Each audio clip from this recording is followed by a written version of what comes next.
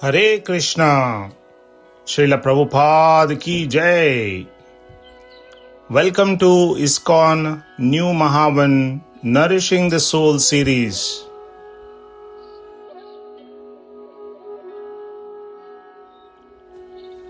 Today's shloka is from Srimad Bhagavatam, Canto 10, Chapter 7, Shloka number 1 and 2. Results of hearing Krishna's childhood pastimes. Results of hearing Krishna's childhood pastimes.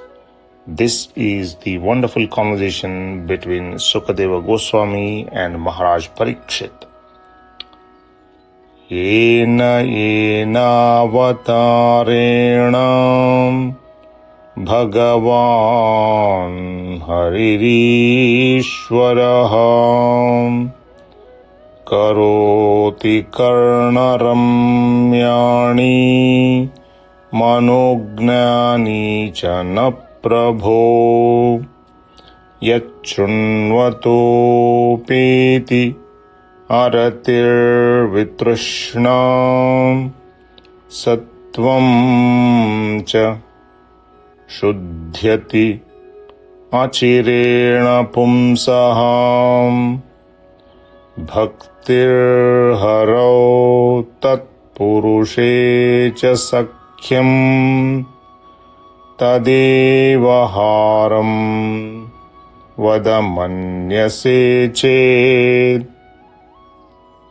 yena avatarena bhagavan haririshwaraha yena avatarena bhagavan haririshwaraha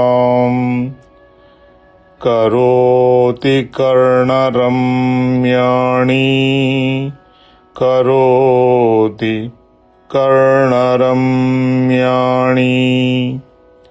manognani chana prabho manognani chana prabho yacchunvato peti aratir vitrushna yacchunvato peti aratir vitrushna yacchunvato piti aratir vitrushna yacchunvato pityaratir vitrushna sattvam cha shuddhyati achirena pumsaham bhaktir haro tatpurushe cha sakhyam bhaktir haro tatpurushe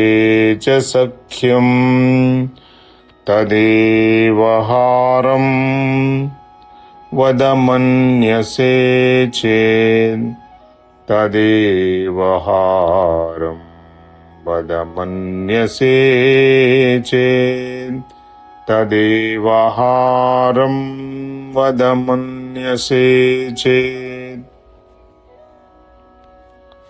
yena avatarena bhagavan haririshwaraha karoti karnaramyani manognani chana prabho yacchunvato petyaratir vitrushna sattvam cha shuddhyati achirena pumsaham sattvam cha shuddhyati achirena pumsaham bhaktir haro tatpurushe sakyam bhaktir haro tatpurushe sakyam tadevaharam vadamanyase chet.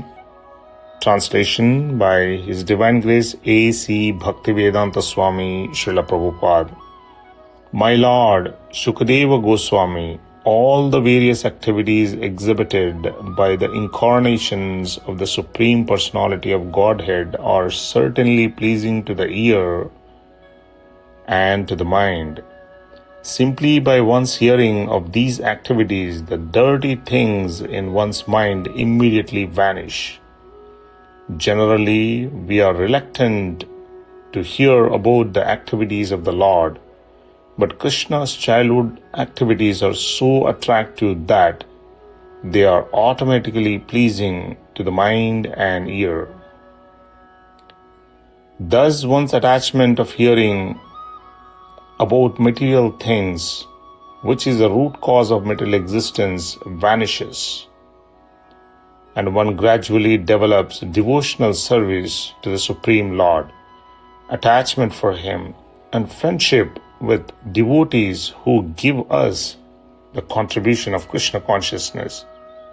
If you think it fit, kindly speak about those activities of the Lord.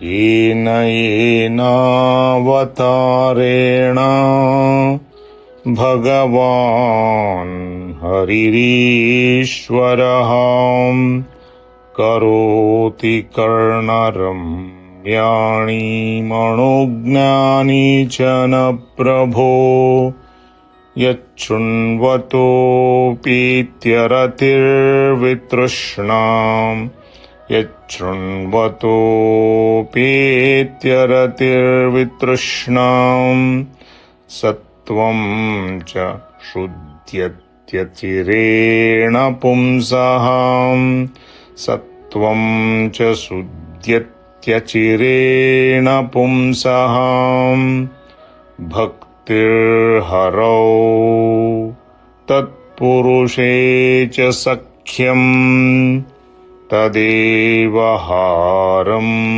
vadamanyase ched Tadevaharam vadamanyase ched Tadevaharam vadamanyase ched. Please like and follow ISKCON New Mahavan on Facebook, Instagram, YouTube for your daily soul nourishment.